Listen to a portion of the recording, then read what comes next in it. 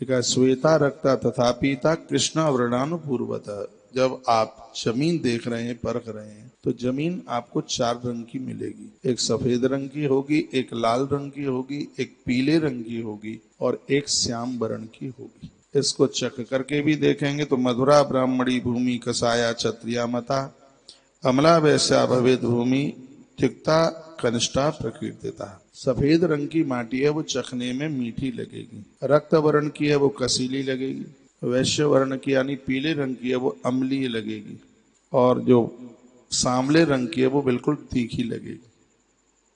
चारों के स्वाद बताएं उस जमीन के। आज भी धरती पर बहुत लोग जानकार हैं जो माटी को सूंघ के बता देते हैं, उनको नॉलेज है, उनकी पढ़ाई है। मेरी तो पढ़ाई है नहीं, मुझे ऐसा अनुभव भी नहीं है। सही तो यही है जो मैं बोल रहा हूं।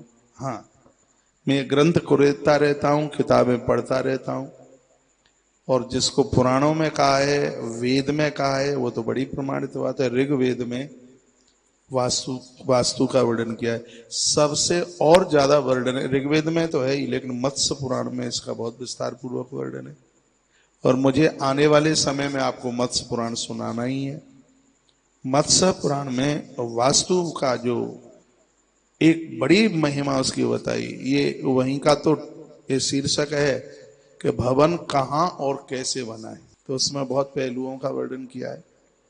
तो कल मैं आपको निवेदन कर रहा था, जहां आपको मंदिर बनाना है, यज्ञशाला बनानी है, और स्कूल बनाने हैं, विद्यालय बनाने, लिखने के लायक बात है।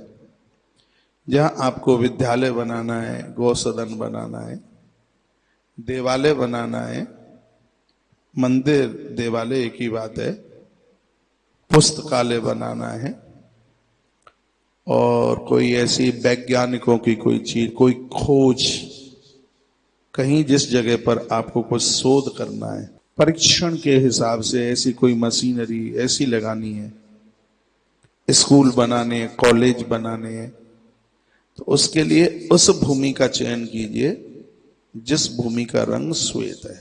आप भवन भी बनाते हैं, मकान भी बनाते हैं, तो ऐसी भूमि पर मकान बनाने का मतलब है इस घर में जन्म लेने वाले लोग बुद्धिमान होंगे।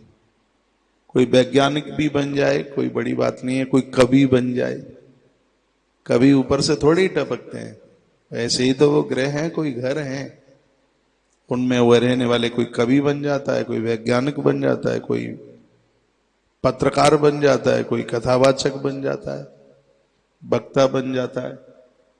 तो ये जिस भूमि का रंग श्वेत है, श्वेता सफेद है, इस भूमि का यह प्रभाव है। विशेष रूप से जहां कॉलेज बनाने, स्कूल बनाने, शिक्षण संस्थान बनाने, यज्ञशालाएं बनानी है, देवालय बनाने, ऐसी जगह का आप चुनाव कीजिए जो श्वेत है, सफेद है। सफेद नहीं है तो उस जमीन पर कुछ बनाने से एक आध महीने पहले से या एक आध साल पहले से वहां रोज चींटियों के लिए आटा डालिए।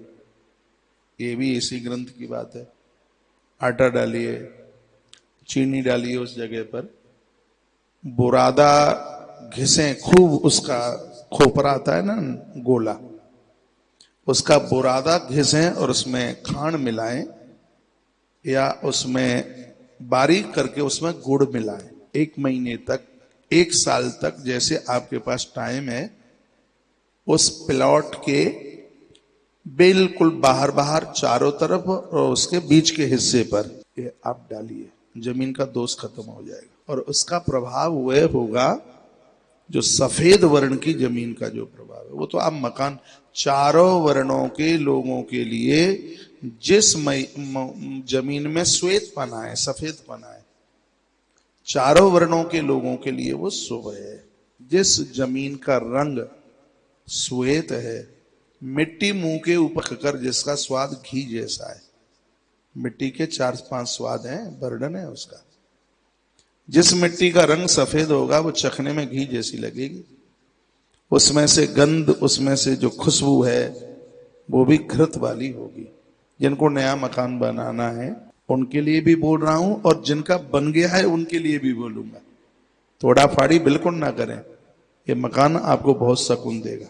और ये वास्तु की जो पूजा है वो भूतों को, प्रेतों को, अलाय बलायों को अंदर एंट्री नहीं होने देती, अंदर प्रवेश नहीं होने देती। सांप, बिच्छू, कातर, विषैले, जीव जंतु ये सब उसमें पनपते नहीं है। वास्तु की पूजा परिवार में, घर में, अंदर देहली के अंदर अकाल मृत्यु नहीं होने देती। जब भगवान महादेव ने भी माता जगदम्बा ने कहा कि एक मकान बनवाओ, भोले बाबा ने कहा हमें जरूरत नहीं है, हाथ में रेखा ही नहीं है हमारे में। मैया कहती है रेखा तो बनाई जाती है, बनवाओ मकान। नई नई शादी हुई थी उस समय महादेव की, जगदम्बा पार्वती, तो भगवान नारायण ने उन्हें भोजन पर बुलाया, तो मैया गई भोजन पे, वहां तो सब ठाट बाट थे। मैया ने आके कहा पेड़ के नीचे पड़े रहते हो, बरगद के नीचे।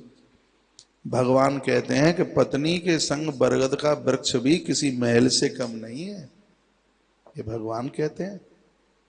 हाँ, बरगद के नीचे यदि गृहिणी संग दे रही है तो किसी भवन से कम थोड़े ही है, किसी राजभवन से कम नहीं है। मैया ने कहा वो तो ठीक है, लेकिन फिर भी भवन तो चाहिए। तो भगवान ने विश्वकर्मा भगवान को बुलाया।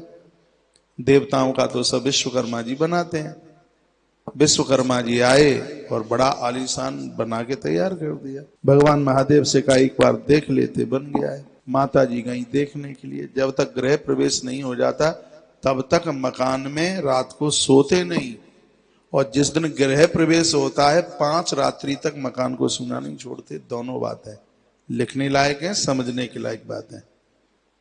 जब तक उसका गृह प्रवेश ना हो, दिन में जाइए 100 बार, रात को आप सो नहीं सकते।